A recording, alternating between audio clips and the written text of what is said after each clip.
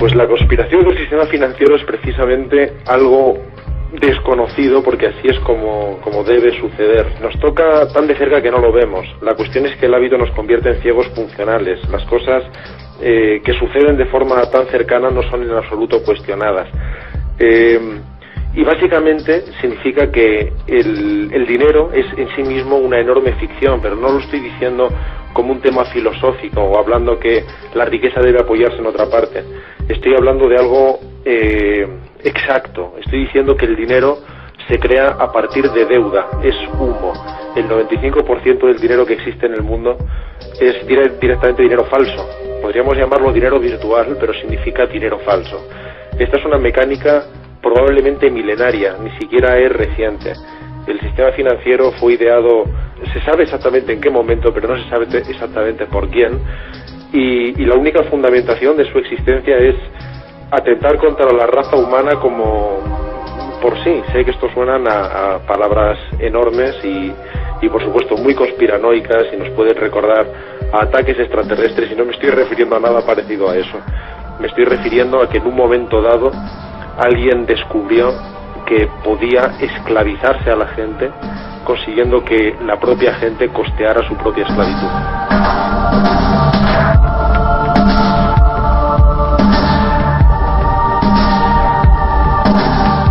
Hay fuentes documentales que existen desde hace mucho tiempo, aunque han sido sistemáticamente oscurecidas en el dogma de la docencia oficial. Y apartadas absolutamente de las escuelas económicas.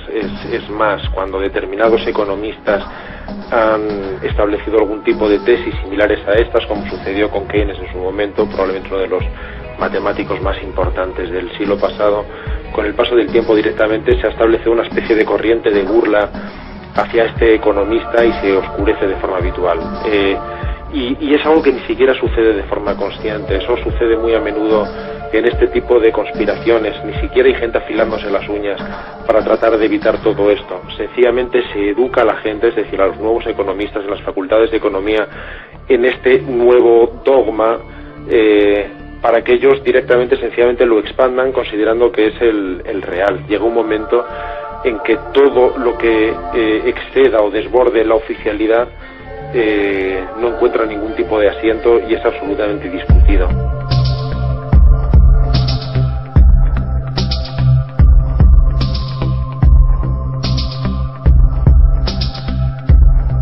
Aunque hay una serie de economistas disidentes que están tratando muy en serio este tema, curiosamente es especialmente tratado por filósofos, de manera que la economía oficial ni siquiera lo toca, siquiera tangencialmente, y los economistas que así lo hacen procuran moverse con muchísima discreción y tienen mucho cuidado incluso a la hora de publicar. No es fácil acceder a las fuentes, ni es fácil siquiera encontrar estos rastros documentales.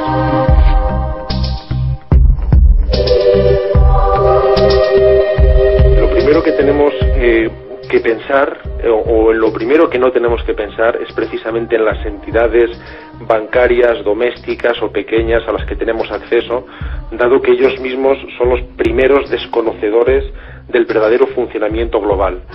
Más bien tendríamos que pensar en los bancos centrales, en el Banco Central Europeo o en la Federal Reserve americana. Si yo os dijera que la potestad de crear dinero, es decir, de fabricar dinero en Estados Unidos, por ejemplo, de fabricar dólares, no corresponde al gobierno de los Estados Unidos, sino a una entidad privada, ¿qué me diríais? Es así incluso, aunque es una medida anticonstitucional. El 22 de noviembre de 1910, un grupo de financieros se reunió en una isla llamada Jekyll, en el estado de New Jersey, y había 9 personajes. Estaban el senador Nelson Aldrich, que pertenecía al trust del caucho y el tabaco, estaba Abraham Pyatt Andrew, que era economista y ayudante del secretario del Tesoro, Buck Vanderly, que era presidente del National City Bank. Bueno, no vamos a aburrir a la gente. 9 personas. Y el 21 de diciembre de 1913, después de redactar el proyecto de un banco de la Reserva Federal, cuando la mayoría de los miembros del Congreso, y esto es importante, esto es divertido en un sentido terrible, estaban pasando de las vacaciones de Navidad en sus hogares, es decir, cuando ni siquiera había quórum en el Congreso, se hizo votar de una forma completamente subrepticia la ley llamada de Federal Reserve Act, que no era otra cosa que el borrador redactado por estos 9 personajes. Esta ley autorizaba el establecimiento de una corporación de la Reserva Federal, entidad privada, con fondos iniciales privados y dirigida con un consejo de directores. ¿Qué significa esto en la práctica? Significa que en ese mismo instante el Estado pierde la soberanía de crear su propia moneda. A partir de ese momento, el Estado, si quiere emitir moneda, se la tiene que pedir prestada a una empresa privada. ¿Y esta empresa privada qué tiene? Tiene una imprenta. Esto es lo que tiene, una imprenta. Eso es lo que es un banco. Es una imprenta en la que tiene un gasto de papel y tinta. Entonces ahora vamos a entender muy bien cuál es ese mecanismo casi satánico y maquiavélico de la deuda. Imaginemos que cualquiera de vosotros tiene esa imprenta e imprime pues $1.000.000 porque el Estado necesita ese $1.000.000. Tiene narices, el Estado lo necesita y se lo tiene que pedir una entidad privada.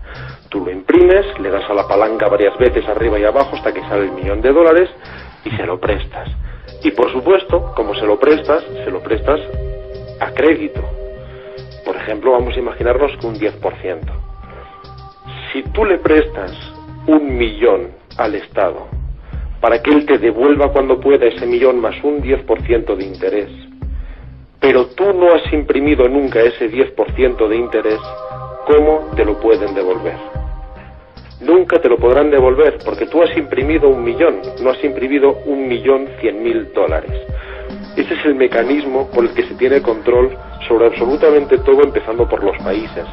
Por eso todos los países están ahogados por la deuda externa, una deuda absolutamente imposible de pagar porque sencillamente no existe.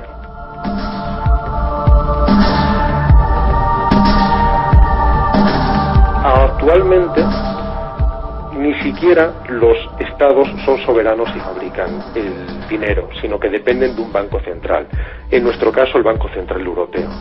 Y lo que poca gente sabe es que el Banco Central Europeo es en la práctica una ventanilla de la Reserva Federal. Eso significa que aunque vivamos esta especie de ficción de que el euro está fuerte y que el dólar está débil, en realidad nosotros solamente podemos fabricar euros en virtud de la divisa que podamos tener acumulada en el Banco Central. Cuando me refiero a la divisa, me refiero a dólares.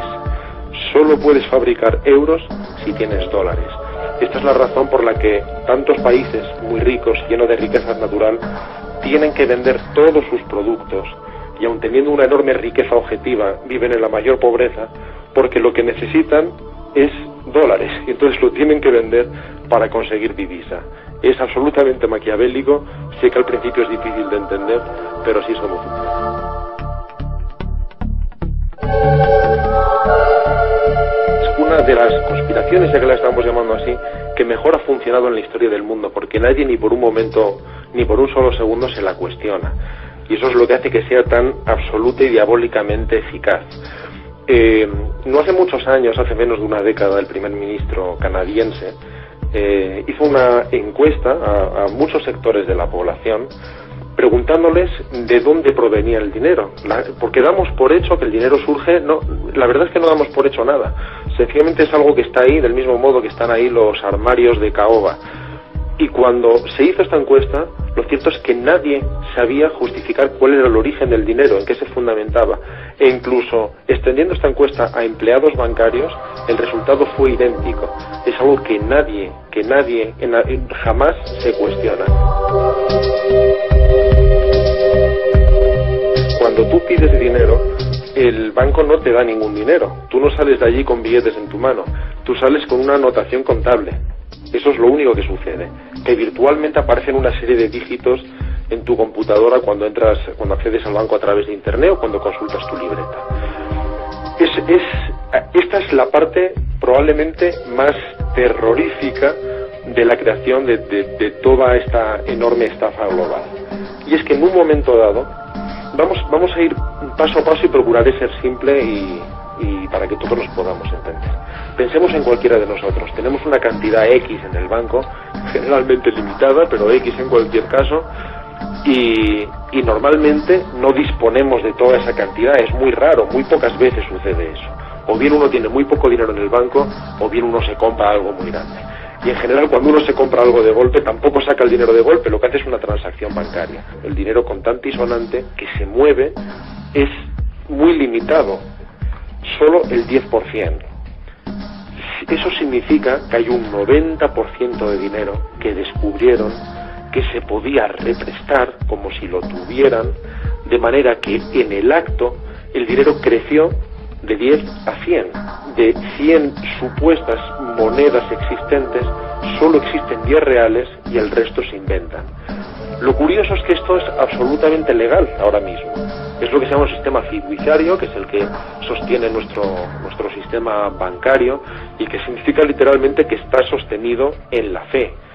Esta parte de esta gran estafa surgió modernamente en el año 1794 en el Banco de Inglaterra, cuando se les permitió de repente a los banqueros poder crear dinero con una proporción de 2 a 1.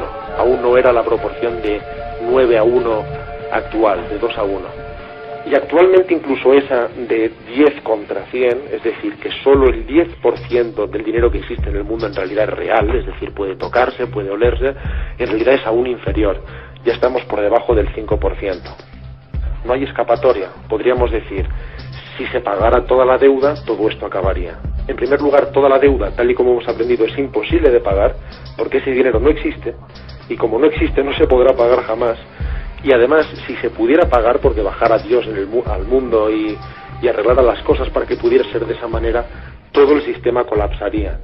Porque está fundamentado en una huida hacia adelante, en un crecimiento exponencial, ni siquiera es aritmético, es geométrico, es imparable y colapsará antes o después, y más antes que después. Pero en el momento en que dejara de haber préstamos, que dejara de haber créditos, colapsaría en el acto, porque precisamente el dinero se crea de la nada, de forma virtual, en virtud de estos préstamos. Cada vez que uno presta esta cantidad de dinero, está creando esa misma cantidad multiplicada por 10 en disponibilidad por el banco. Se la intercambian entre ellos, unos a otros, pero son solamente anotaciones contables, insisto. Y basta con que cualquiera de nosotros vaya mañana al banco y pida 6.000 euros, 3.000 euros, no nos los van a dar, no los tienen.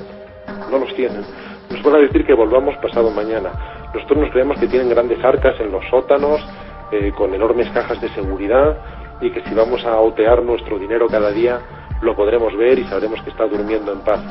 Pero no es así, y estoy hablando de 6.000 miserables euros. Haceos una idea, eso significa que en la práctica todos los bancos están literalmente al borde de la quiebra. Y solo existen porque se permite que existen, porque si no colapsaría el sistema económico y todo el país quedaría sumido en la más absoluta pobreza. Pero cuando uno va al casino tiene que tener claro que está trucado y que va a salir perdiendo. Es lo mismo que uno tiene que aprender cuando va al banco.